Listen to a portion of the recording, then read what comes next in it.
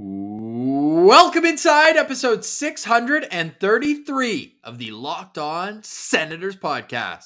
I'm Ross Levitan on the outskirts of enemy territory in Winnipeg, Manitoba, alongside Brandon Pillar up in the Blue Mountains, and hockey is back. Stop me if you've heard that before, but today DJ Smith and Pierre Dorion address the media on the day of physicals and medicals. And it's Wednesday, so we have a SensCentral citizen. It's Ryan Hinman from the Professional Amateurs podcast. And the rumor mill from the summer has reached a boiling point. Jakub Chychrun has publicly said he'd prefer to be traded. We'll get into all that and more. This is the Locked On Senators podcast. It's your team every day. Locked On Senators, your daily podcast on the Ottawa Senators. Part of the Locked On Podcast Network. Your team every day. Thank you for making Locked On Senators your first listen on this Wednesday, September 21st. We are free and available on all platforms, including on YouTube, where the best way you can help the show grow is to like every video. Simple. Click the thumbs up and then subscribe to the Locked On Senators channel and be a friend. Tell a friend. It's this time of year where people are tuning in. They've been off all summer, and hockey, it's back, Pilsy. And now Senators training camp will be on ice tomorrow. What are you most looking forward to seeing on day one of on ice sessions? I mean, I'm so excited. We've seen small little clips of it, but I'm so excited to get more of a taste of Stützle, DeBrincat, and Giroux. I mean, even the videos we saw of just Giroux and DeBrincat before Timmy came were incredible for small sample sizes. So the more action we get from that, the happier I think myself and Sens fans are going to be. Yes, there was a press conference today we have to get into to start the show. You mentioned it, SensCentral Citizen coming up after. And then we're going to finish off today's show with the latest on Jakub Chychrun. And we'll get to what Pierre Dorion said about continuing to add. But first, the elephant in the room. Still no news on the Hockey Canada scandal. Drake Batherson is at camp. He's under contract. Alex Formenton is not at camp. He is not under contract. Pierre Dorion deferred all questions to the league. They said when the investigation is done, the league will have a statement, and punishment, if necessary, will be handed out. Again, there is no specific allegations towards Batherson or Formenton. Right now, we just know that it was members of that team, and they were both on that team. But Pilsy, Pierre Dorion went on to discuss the contract negotiations with Alex Formenton. Where do you think they stand right now? Well, he said they're still in discussions. Apparently, Pierre Dorion talked with Formenton's agent in Buffalo. I don't see this happening anytime soon. I don't think Pierre mentioned that the legal case has nothing to do with the contract. I doubt that's the case. I'm sure there's something to do there. And he kind of tried to pattern it with Brady Tkachuk's, I don't want to call it a holdout, but it was a holdout waiting on a contract to be done. He kind of said it was similar to that. Alex Formenton, not exactly on the degree that Brady Tkachuk is, doesn't have as much leverage, I would say. So I'd be surprised if the legal part of this doesn't have a spot in why the contract isn't signed yet. But again, there's no new news. There's not much people could have expected Pierre Dorion to say. I think the question had to be asked. Ian Mendez asked it, of course, but there's no new news. Pierre's going to say he can't comment. That's kind of where we're at right now. And I think that's where it's going to be at for quite a while here, it seems like. What he did make sure was known was that the Senators at the start of every year get everyone together, discuss bullying, discuss if you see something, say something. If there's anything that he thinks the players would make feel each other uncomfortable. I probably butchered my words there, but you know what I mean, where they sit everyone down, they say, okay, this is how you act when you're representing the Ottawa Senators organization, and how you act at the rink and how you act away from the rink. So I think at least he did go that far. There's not much he can say. The legal process will play out, and we'll discuss it as things develop. If you want more talk about how hockey can become more inclusive, I would point to you to last weekend's Behind the Blog. We had a great conversation with Ari about a wide-ranging topics. Ari is a writer with Silver 7 Sens, and his profession works in the mental health community. And he's really is a part of helping grow the game to make everyone feel included. So we would point everyone to that. Behind the Blog continues. It will reach its pinnacle, its conclusion this weekend, at least for now. It's not going to die, but they will always live on our YouTube page. We're going to have Sens Chirp, the OG himself, and we're also going to have La Brigade, who had me on en français. Now we're going to test these guys' English. And we love Pascal. We've gotten to meet him and his son a couple times at games, and we're always a great conversation with them. So looking forward to having La Brigade join us over the weekend. And then we'll turn our attention to division previews, where we're going to have each Locked On host from each Atlantic team on to discuss, well, what the heck's going on over there? Because with the Senators, the vibes outside of this one black cloud that we just addressed as well, the vibes are very good. We had Zoob content today from the Senators. It was production day as well. But Pilsy, we also have a new champion of the fitness testing, because Nick Paul is no longer a member of the organization. He had it, I believe, 4 years in a row. Yeah, Nick Paul does it all, including being fit when he shows up to camp. The new winner. Oh, go ahead. Eliminating the Toronto Maple Leafs. He surely does it all. Yes, that is important. And hey, if you're going to make it to Game 7 and score both the goals, you got to have good fitness. So Nick Paul knows that. And Josh Norris knows it as well, as he won the fitness test this year. No surprise who finished second, Ross, is Mark Kastelik. As DJ Smith has often said, he is the strongest player in this organization. And third, Hasty. Yeah, and third, Jake Sanderson. So a lot of people, if you're like, hey, there's a rookie defenseman, can he handle top 4 minutes? Well, he's in shape to be able to handle those minutes. So I'm excited for that trio of guys to come into camp looking good. I liked what At Leaves Marsh and our boy said about Josh Norris. Like, this guy could have been a professional athlete in any sport. He's just a pure athlete. And sometimes the shot kind of overshadows the other parts of his game, but great two-way guy, great skater. And I love that off ice, this guy is just dialed in. And with a new contract, that's what you want to see. Come into camp, show that you've earned that length. And people were saying, yeah, he might grow into that deal, but right now it's an overpay. Do everything you can in your power to make sure that you're ready to go. And that's what he did. But you're right. The real impression for me was that Jake Sanderson, out of 59 players on this training camp roster, veterans, guys who are entering the prime, they're 25, 26 years old. Jake Sanderson at 20 is third in the fitness testing. That is unreal and great news for Sens fans. I mean, hey, sleep is a big part of being able to perform. And we know Jake Sanderson gets his sleep in, and he's a disciplined guy. So, and it's also good too, because when you're coming off injuries like him, maybe you're thinking, he's not able to work out or stay in shape like he would if he had a fully healthy arm or wrist. Well, he didn't let that be an excuse. So massive to see that Jake Sanderson is ready to go. Sleeps and shakes for Jake Sanderson is putting him on the path to success. And to help that success, I like this insight from DJ Smith when asked about how Jake Sanderson would start camp. And after the SensCentral Citizen, we'll quickly point out the 3 groups that the Sens have divided training camp into. Team Alfredson, one of them, Team Phillips, and Team Neal, I should say, are the 3, but we'll touch on that after. But Travis Hamonic will start there. And how about DJ revealing that he spoke with Jake Sanderson's dad, Jeff, who I'm sure hockey circles are pretty small. They've, I'm sure, known each other over the years at some point. But he wanted Jake to be paired with a veteran defenseman to start his NHL career. Hamonic, I know there's the naysayers. I think he's going to have a nice, calm year with the Ottawa Senators. Certainly an upgrade on 22. Yeah, definitely. And that's why Pierre Dorion pulled the trigger on this move last year. He didn't really like the free agents that were going to be available. The trade market, as we know, and as we're going to get into for certain players, is the prices are very high. So he saw an opportunity to bring in a veteran and someone that the Sens needed more veteran help on the right side. So I think Hamonic, it's not your top choice, but it's a very good guy to have right now. The way Sens Twitter was last March, I would have thought a 3rd-round pick was a high price to pay.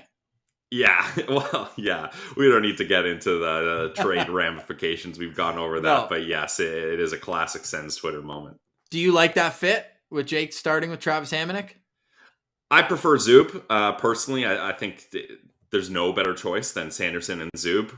But Chabot has had to deal with a lot of partners that aren't really first pair guys. So I think you got to give it to Chabot to give him the best right side option. And when you're a top heavy team, you want to make sure you can go up against other teams' top heavy lineups. So I'm not going to be upset that Zub's with Chabot, but I still think the best ideal scenario would have been to get Zub with Sanderson. And hey, maybe that happens later on.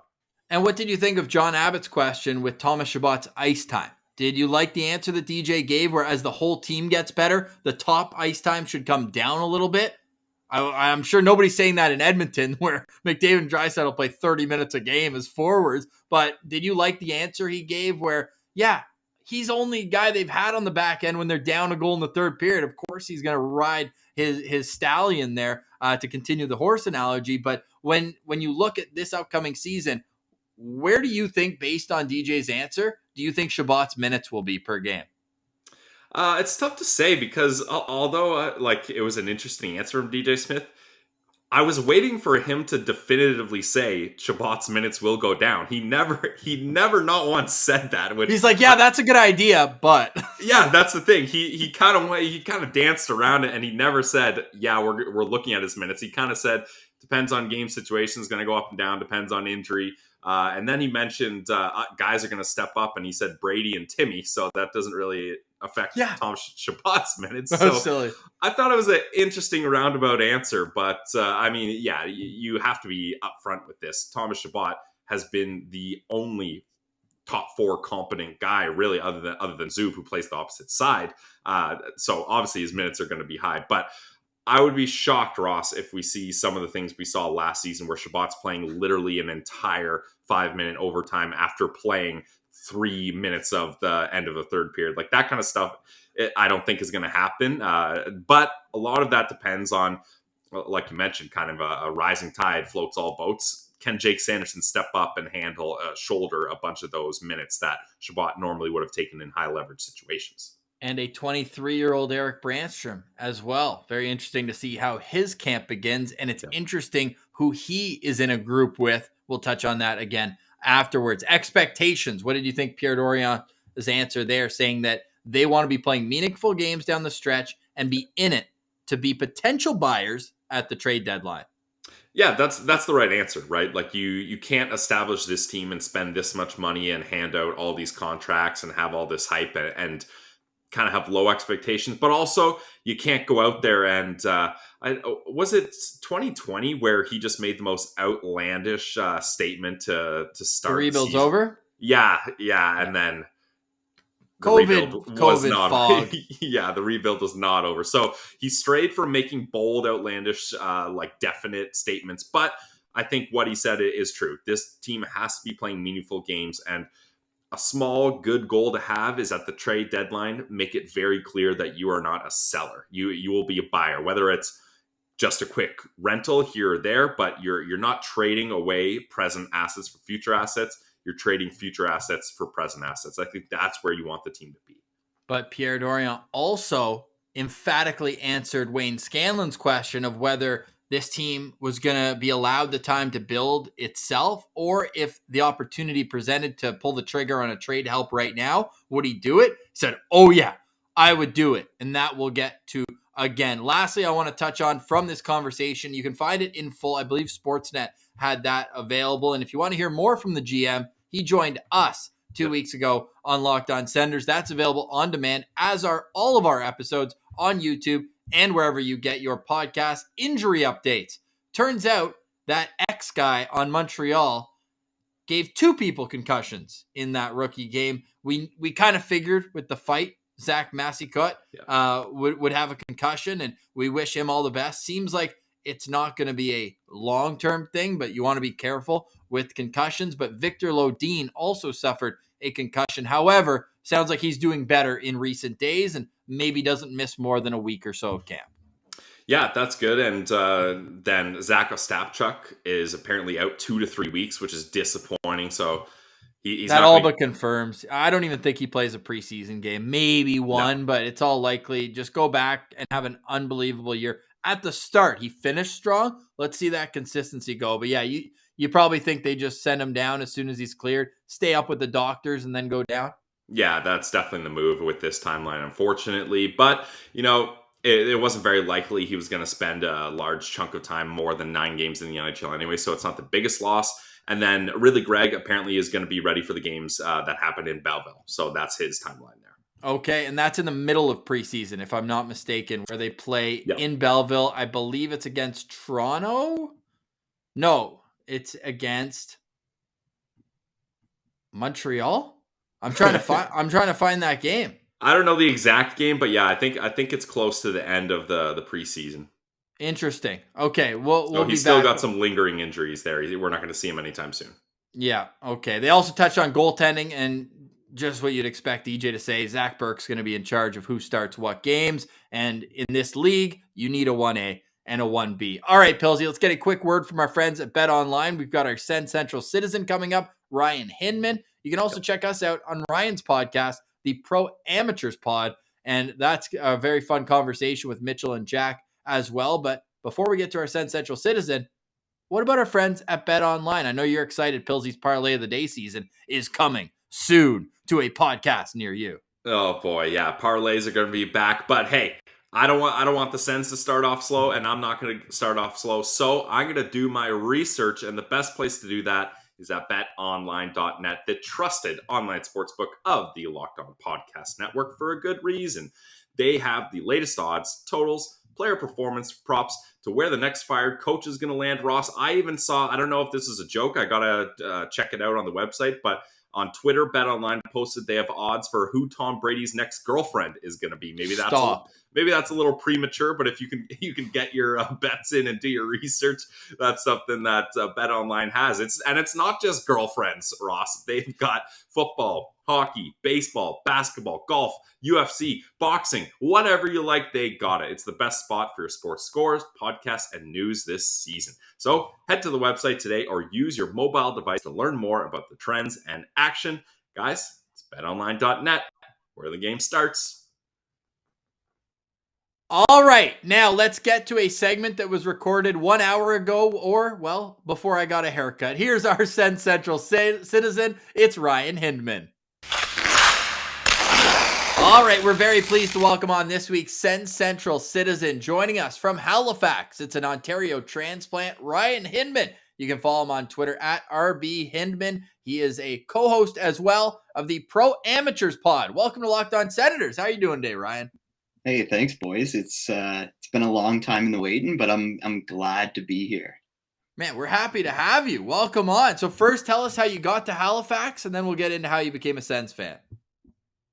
Yeah, absolutely. So I degree at Brock University last year. So I always knew I wanted to do a little bit more schooling. So that kind of coast and doing an MBA at Dal. So moved out here in the summer and kind of settling in now. It's been great. That's awesome. So what did you study at Brock, and what are you studying now at Dal? Yeah, I took sport management at so the same program that Kyle Dubas went through, actually. Nice. Yeah, doing that at Brock was incredible, and now kind of more building on just more general business with a general MBA. Yeah. Awesome. So are you an Ottawa guy initially? I think you told us you grew up right outside the city. Yeah, Carleton Place is where I spent most of my time. So probably about 15, 20 minutes from the rink. It was great for me. Got to many, many games. So very, very convenient that way. How early on in the Senators' history did you become a fan? Do you remember the first game you got to go to? Yeah, I really can't remember what game it was, but I know my playoff tickets when I was Nice. like 4 or 5. Like it was really early. And that was that one I remember going to. I don't remember much about the experience. But like that was the first time being in the rink, and it was really cool. The first time I really remember like going to a game was probably one of the first fan fests they had before home opener in like 2012, 2011 maybe. So that was a ton of fun. Got my face all painted up. What we would call a sicko now. I was repping back then. Oh, yeah, absolutely. So you referenced around 2011 is when you kind of got into it. So who are some of the guys that were on the team that you really took a liking to? Yeah, I don't know if this was like if the timeline works out for 2011, but just like growing up, Kyle Turris, obviously, Nice, yeah. like Erik Karlsson, just like all those big guys. Bobby Ryan was another one that was huge for me. I was a massive Daniel Alfredsson fan. Like that was probably the best Christmas gift I ever got. That was how much I loved him. So having him to come in and kind of be the replacement, it was a little bit tough, but I learned to love the guy quickly. So that was another favorite. So you mentioned it was like 2011, 2012, that quick in and out rebuild they had, maybe sped along a little too quickly, but it ultimately came to one of the best playoff series in history against Montreal. Like, was it that series where you really got into the Sens, or were you already locked in before that?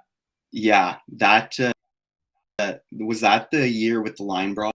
Yes. Yes. Okay, then these are probably the first real playoff games I fully remember in full, like full. Solid place to start. Yeah, you're not going to forget that. Yeah. So watching that, I'm 90% sure I was over at a friend's house and we were going absolutely insane when that game was going off. And was the Gryba hit that series too? Or was that a different year? Game 1 of that series, yeah. And then you had the comments from Michel Terrien, the Brandon Press calling Paul McLean a bug-eyed fat walrus, yeah. And then you had Sens fans at, I think, Game 4 or Game 3. I saw it in my Facebook memories last year, but they were wearing like the red light on the top of their helmet, but then their shirt, it had a mustache covering an F-bomb, and it said, "Don't," with the Paulrus, they called it, instead of the walrus. That was some good branding out of that too. But yeah, that series was unreal. Yeah, and his look-alike behind the bench. There was just so much going on in that series. I think absolutely that was the first kind of memories I have really getting into it, for sure. Okay, power rank the following times of your Sens fandom. That 2013 playoff series against Montreal, the Hamburglar run in 2015, and the playoff run in 2017. That is so tough. I think and the 2019 trade deadline. Don't like that one. Yeah. Give you an easy bottom one, but yeah, organize those three. Yeah. Okay, so I'll go 2019 trade deadline at the bottom. Okay, yeah. This might sound like a hot take, but I think I might go 2017 at in the third spot there. Okay. Like I followed every single game of that, and that was the most invested I've ever been. But because of that, it was also the most heartbreaking. So it's sometimes hard to look back on. And then I would think I would put 2013 in the second, just because that, like, I was still very young. I don't think I was super tracking the team every single day. But that Hamburglar run, I don't think there was ever a time I was not on Twitter trying to like keep up with all the madness around this run. And it was the most incredible thing I've ever seen from a goalie. Like, what was it, 21-2 or something like that down the stretch? It was ridiculous. Yeah, it was insane. Like, it was a national news story at that point. Like, people were talking about it. Even like some of my friends that weren't hockey fans were tuning into Sens games being like, man, this Hamburglar guy, he's an absolute stud. And that was an incredible run. Like, that's something that Sens fans will never forget. That's for sure. Ooh. Yeah, number one for me too. Like, you were just waiting for the other shoe to drop, and I know it kind of did in the playoffs. And you wonder what if, because Craig Anderson was so unbelievable when he came in Game 3, but they were already down 2-0 in the series. So you're like, kind of a too bad situation. But I feel like we're in training camp right now, so it's time to talk Sens hockey and not off season. That's behind us. Coming up right now, what are you most excited about heading into training camp, Ryan? Yeah, I think I have to go with the low-hanging fruit, as you guys like to say, with the Tim Stützle line. I think that is by far my most exciting point to watch this team. Like, I've been ridiculously high on Tim Stützle right now, or for the longest time. And living in the kind of GTA-ish area, there was a lot of Leaf fans around me. So I think that seeing him break out, and the people that I've been shoving him in their face wrong this whole time, I think that'll be a ton of fun. And then if I had to pick like a secondary one, it's absolutely Jake Sanderson. I'm excited to see how he comes in and if he can be that top 4 presence. And if that's what's going to lead this team to success, I think he's the hinge. So I'll flip that question now, a little bit more of a downer question, but you got to get both sides of this. What are you most nervous about? Like, what gives you the most like, oh man, there's so much excitement, but this one thing could really hinge and make this season not as great as we hope it is going to be? Yeah, I think it's the elephant, the off-ice stuff with Batherson and Formanton. Just not having any clarity on that situation as a fan is very unsettling going into the season. So I am definitely nervous about that situation and how that plays. But I guess on the ice, there's no question it's the defense in general and how that shakes out. If Nikita Zaitsev is in the top 6 on opening night, no matter what this franchise has done, they're going to see a riot. So I hope they recognize that. Yeah, that's going to be interesting for sure. How much of a kind of pressing issue is it for them to go out and acquire another defenseman? Are you of the camp that like, look, we got to move Zaitsev out, even if you have to add sweeteners, just get him off the books, get him out of here. Is that kind of the main thing, addition by subtraction? Or are you of the mind, look, we just need to add someone else here because Jake Sanderson, it's a lot to ask for him to be a top 4 defenseman right away. We need to get him a better partner than Travis Hamonic. Like, where do you sit with how the decor is going to kind of settle out here? Yeah, I've flip-flopped back and forth on this a lot in my head. There are many times where I'm like, sell the farm for Jake Chychrun, get him here. Just because with the amount of talent on this team now, it just seems like it's the right moment. If you were to make one more big splash, you go do it now. Like this is the year you've assembled it. And you don't necessarily like DeBrincat will be back next year, but you don't necessarily know after that. So just working in these 2 years, I think trying to get as much success as possible is going to be huge. But I honestly don't think they can go wrong as long as Zaitsev's not in the top 6. Like, I don't think he needs to be off the team. Just don't play him unless there's injuries. I don't know. That's as close to off the team as you can get without not showing up on the Cat Friendly page. Just sit him up in the press box and say, how are you? And you made a good point there about Batherson and Formanton. You'd really like to see some clarity to the situation off ice. And then if they're cleared, then what's happening with Formanton's contract because he's not eligible to play until he gets one. But without those guys, I think there are some guys in the system who are knocking on the door. Who's a prospect outside of Jake Sanderson and Shane Pinto? Because I'm already graduating them as NHLers that you are most looking forward to see develop over this year and the seasons ahead. Yeah, I think number 1 is Igor Sokolov. I think he's a ridiculously fun personality, as you guys know. I think he's just someone like, as much as vibes and like it doesn't really matter in hockey sense, that's what this team is built. Like they've gone for a tight locker room, and I think he would mesh in ridiculously well. We know he has the skill. We know he's in better shape this year. So I think it's going to be really fun to see him prove what he can do this year and see if he can call up games or push for a spot next year. I don't think he's going to be there this year, but I would say he's one. And then a more undercover one, I guess, that's really interesting is Ostapchuk. The Senators are so loaded at center, but I think he shows some real skill, and it's going to be interesting to see what his ceiling gets to and where he might fit in this team with Josh Norris, Tim Stützle, Ridley Gregg, Shane Pinto. Like, is there going to be any space for someone like that breakthrough? I don't know. Yeah, Zach Ostapchuk definitely is an interesting prospect, especially with him this year. It's NHL or bust, right? Either he's on the NHL or he's back in the dub. So well, not bust. Not from a development standpoint. You just No, mean where but he I goes just from mean here. there's no middle ground. Like Right. either he's fully playing in the show or he's back down in junior. Yeah. That's kind of where I That's meant there. stupid. Yeah, exactly. So my next question is, how are you feeling about DJ Smith? The last couple of years, there hasn't been any pressure, right? It's just, look, you got a group of young kids. You got to keep them positive. You got to keep them working hard. You got to have the compete level up, which he's done. And you can see the players are buying into everything that DJ Smith is kind of asking of them. But now this is different. There's expectations. It's not just kind of go in, have fun, and work hard. It's we got to win games here. How are you feeling about DJ Smith heading into this season, Ryan?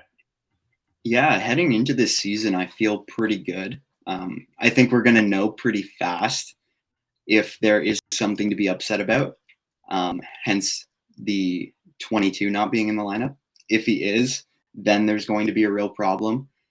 I don't know. I feel good about him. The players seem like they would run through a brick wall for this guy. Incredibly likable. He focuses on like the mental side of the game of these players too, which you don't see with a lot of older coaches as much. So I love him. Reasons. It's just, is he willing to make the adjustments for the better of the team, which have sometimes been questionable.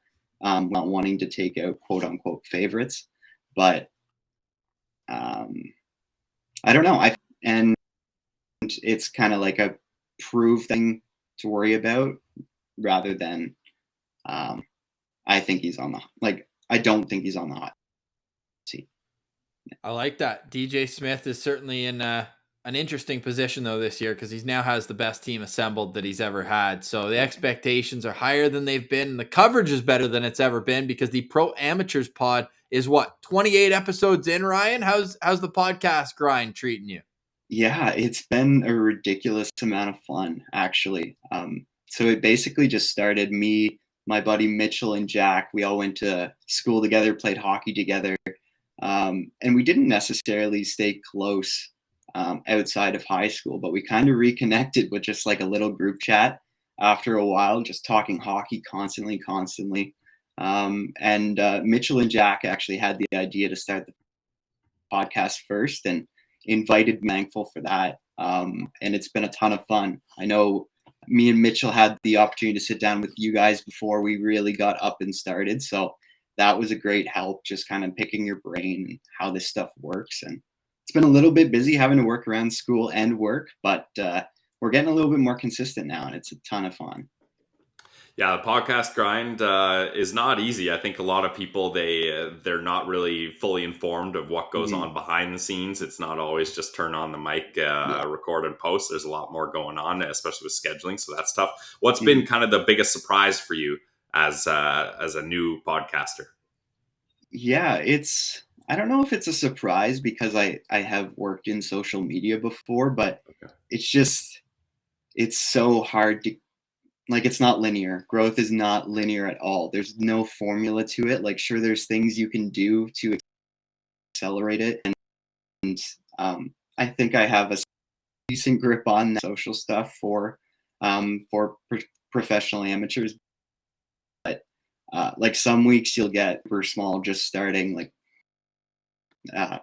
20 YouTube video, and then you put out a video that you think should do really well, and it maybe gets so it's so inconsistent. I don't know if it's that thing, but it's just like that's something you got to work through for sure. I like that. That's a good answer. I would say that my number one thing that I learned is that you got to unmute yourself before you talk. Pillsy will be laughing and be like, yeah, I told you, here and that. Yeah. But everyone can go follow the show at Pro Amateurs Pod on Twitter. And we're excited to see where you guys take this. I just retweeted, you guys put a promo because we joined the Pro Amateurs Pod earlier today. And you said that's going to be coming out later this afternoon. So once you're done listening to this, then go over and tune in to the Professional Amateurs Pod wherever you get yours. And you said you guys are up on YouTube as well? Yeah, we're everywhere you can find podcasts, and on YouTube as well. So like you guys like to say, the best way you can support us is to go over and throw a subscribe on the channel. So that would be said. Great. And if I can plug one more thing really quickly, is that we are doing a very fun giveaway for this episode. So people might want to pay attention to Nice. Twitter for that. All right, everyone will. Pro Amateurs Pod. Ryan, we appreciate you being a SensCentral citizen. We'll do this again down the road. Absolutely. Thanks, boys. It was a great time being on here. Stick taps to Ryan for joining us again. Make sure you go check out the Pro Amateurs Pod. They're giving away a Brady Tkachuk signed rookie card over on their Twitter. So make sure you go check that out. Speaking of Twitter, I was a little surprised to see the clip of Jakub Chychrun come across my screen today. I thought it was going to be an insider saying, oh, Jakub Chychrun still wants out, and he's made it known he wants to be traded. No, it was from his own mouth, in his own words. What did you think of Jakub Chychrun explaining the situation of Arizona asked him at the start of last year if they thought maybe you don't want to be a part of a rebuild? Does that sound familiar, by the way? And then in the season as well, and he said point blank, we have taken them up on this offer. We would like to see greener pastures. I mean, I think everyone's very excited about this. I don't really think it's new news. I think the biggest news part of this clip is finding out that it wasn't Chychrun that initiated it, but it was instead the Arizona Coyotes. I think that's the part that needs to be focused on here. So hopefully, with that now being public knowledge, the leverage of Arizona trying to trade him will go down a little, and with that, the price should go down a bit. So we just heard Pierre Dorion say if there's a right move at the right time, right price, he would pull the trigger. The Jakub Chychrun move, if that price can go down a little, and you can basically swap salaries with Zaitsev and Chychrun and get a substantially improved player in his prime with 3 years left on his deal, that's something Pierre Dorion is going to be interested in for sure. So I think it's good that it's now kind of publicly out there and it's official, but we'll see if this changes dialogues of trade talks. I think it should, but Arizona is in no rush. Like, they have so much time to keep this price as high as they want. 3 years left for Jakub Chychrun with an annual average at 4.6, but there's a catch. He's not cleared to play right now. Had off-season surgery, had bone spurs in his ankles, and wrist surgery. Does that not make you a little nervous as well? I mean, it makes you nervous if you're expecting him to be a big part of this season, which I think maybe you could kind of look at this and write off at least the first half of this season for Chychrun. You're still getting 2.5 good years at a solid price for a young defenseman. So that's not the worst thing. But if you're a team like Ottawa that isn't so sure their decor is up to snuff and you've been bit by 2 terrible starts to the season before, maybe that concerns you. So that's definitely an asterisk to put on Jake Chychrun for sure. Good It's idea mentioning that. Yeah. 7 year in the league, he mentioned. Like, it's yeah. When he said that, I was like, no way he played 7 years. And then I pulled up his lead prospects, and this guy's been around. Geez, he knows how long he's played. Yeah. Well, hey, I'm not a math guy, so I had to double check that. Yeah, no doubt. All right, so Jakub Chychrun, a little bit of new info there from the standpoint that it's out in the open. There's no ambiguity. The fact is, if possible, he would like to be traded to a team that he can, quote, help reach the next level, the playoffs. And that's exactly what we're hoping to see in Ottawa. As we wrap up today's show, I want to let everyone know that the goal is to do an episode tomorrow. I believe we're going to be able to make it happen. It's a day off for us both, right after the Ottawa Senators' third group practices tomorrow. So that is at 1:50 Eastern. We're going to get back to our regular schedule after training camp, but right now we want to make sure that the episodes don't date right away. We want to be able to have the latest info for you every single day, Monday through Friday, with extra videos sprinkled in on our YouTube page. So make sure you're subscribed to that. And I'm off Saturday night. Pilsy, there's a good chance we get a postcast for the preseason game. No promises, but we might be able to make that work. Marsh and I were talking. I know you're at work that night, but we're going to see what we can do. Tomorrow, we get a scrimmage for Team Neil. So let's go with Team Neil first. Okay. This, if you're watching on YouTube, we're pulling it up. Of course, we're going to speculate on the line. Sorry, I pulled up Team Phillips there. Let's just start with Team Phillips then. Team Phillips, Team Alfredson are practicing tomorrow at the CTC, and then Team Neil is going to have a scrimmage. Pilsy, I'm actually glad I pulled up Team Phillips first because I'm not saying any one team is loaded, but certainly I think there's the most intriguing players on this roster. Do you want to run through who's in this group?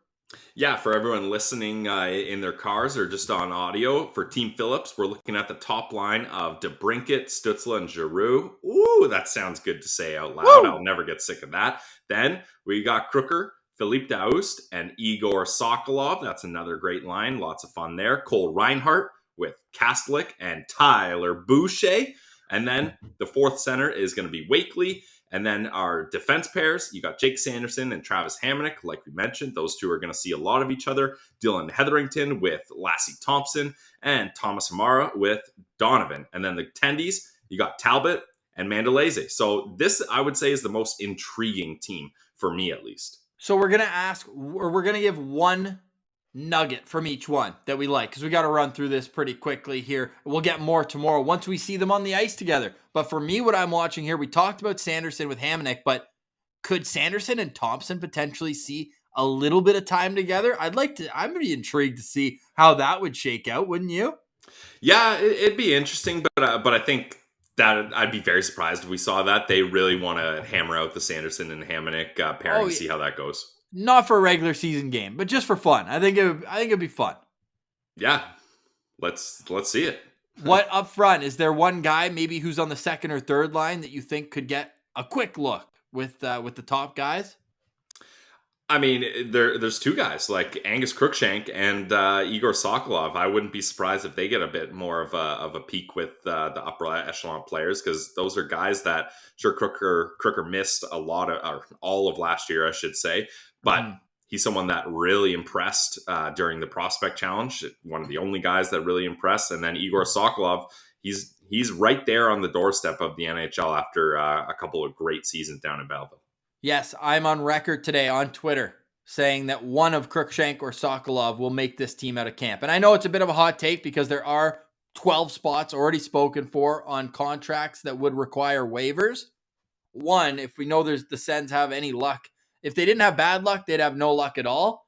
So I'm not banking on an injury, but there is the potential for that where a guy would come up. And then the 13th forward, do they probably want to go with a centerman, Mark Kastelic, or does Brassard get a contract? I know Martian pointed out he's 50 games away from 1,000 in his career. Is there a little handshake agreement if he can keep up? Who knows? But Team Neil, this is the team that's going to be scrimmaging tomorrow. What's one storyline? I'll run through quickly. It's Pinto, Mott, Joseph, Brassard, Howerlick, Jarventi, Chartier, Dalcole, Latimer, Shabbat. Oh, I've put Sanderson. That's my mistake here. Zoob. Shabbat and Zoob. Christians Rubens and Max Gannett, and Chandler Romeo and Xavier Bernard. There, Sogard and Fladell are the two tendies. Yeah, this one is certainly less juicy than the Team Phillips. I guess the only thing I'll kind of point out for this one is Tyler Mott is slated on that third line where we expected him to be. He's the front runner for that job. So I think this will be a good look to see if he can mesh with Pinto and Joseph.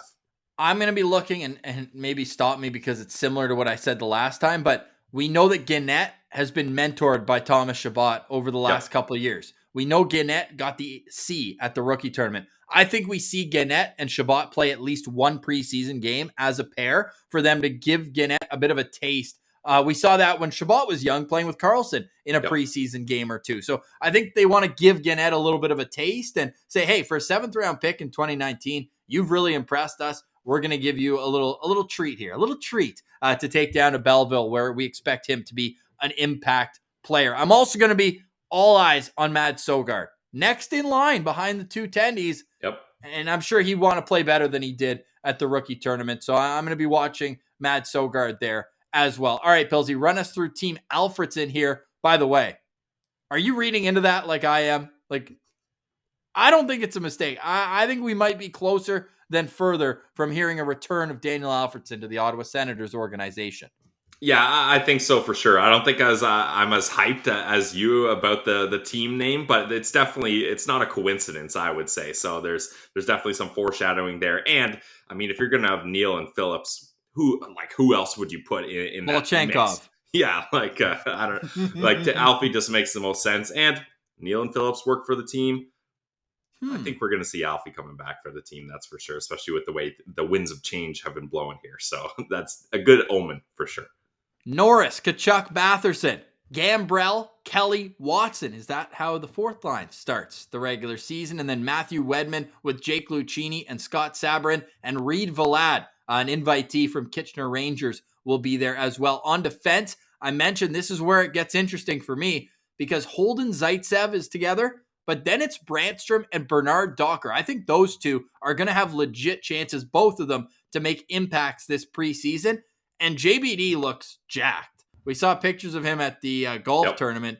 I would love nothing more than for JBD and or Lassie to take a huge step forward this year. It would mean so much on the right side of this decor. The third pair, Ben Roger with Jacob Larson. I'm actually excited to see Larson play. I think he's going to be a real stabilizer in Belleville. The goaltenders, Anton Forsberg and Antoine Bibeau.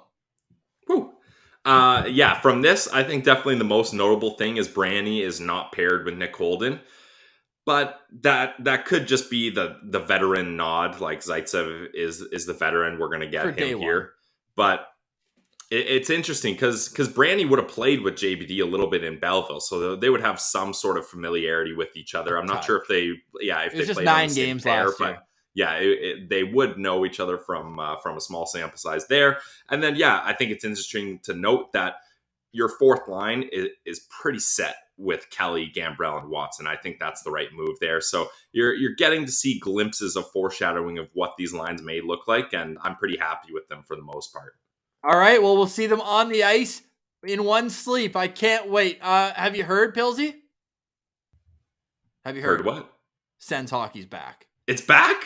Sens hockey is back. So is the Locked On Senators podcast. 5 days a week. And that's not even including the postcast coming back to a theater YouTube near you. So make sure you're subscribed on YouTube, wherever you get your podcasts. And bonus points, if you'd like to take the time to write up a quick review on Apple Podcasts. It goes a long way with the algorithm and all that. We're still trying to learn that. I got a DM the other day, Pilsy. It was so funny. It's from one of these silly, bot accounts, basically. I'm just going to pull it up because we're going to put this guy on absolute blast. All right.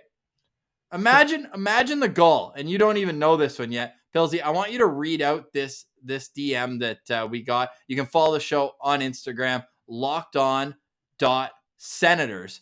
The backhanded compliment. I couldn't believe this guy from Ronak Raman, a digital marketer. Okay. Hello, sir. I watched your YouTube videos. You really have good and unique content. Thanks. But your video lacks in proper SEO. Oh, that's tough, Ross. So you need proper SEO to rank your videos on YouTube search result. And as well, you must run YouTube ad campaign. Both of these will help you grow your audience more quicker. I don't know about that one. You guys legit. And our digital marketing agency provides these types of services. If you're interested, you can place an order anytime. Ross says, I disagree. Our SEO is actually elite. Appreciate you reaching out, though.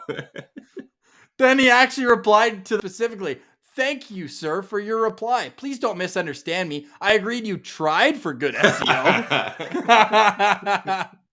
Anyways, A for effort, Ross. No SEO, though. That's try. How good is that? I'm getting dummied by bots online. So come to my aid. Help me out on Twitter at SensCentral as well. All right, we'll be back again around 5 o'clock tomorrow. Remember, we're your first listen.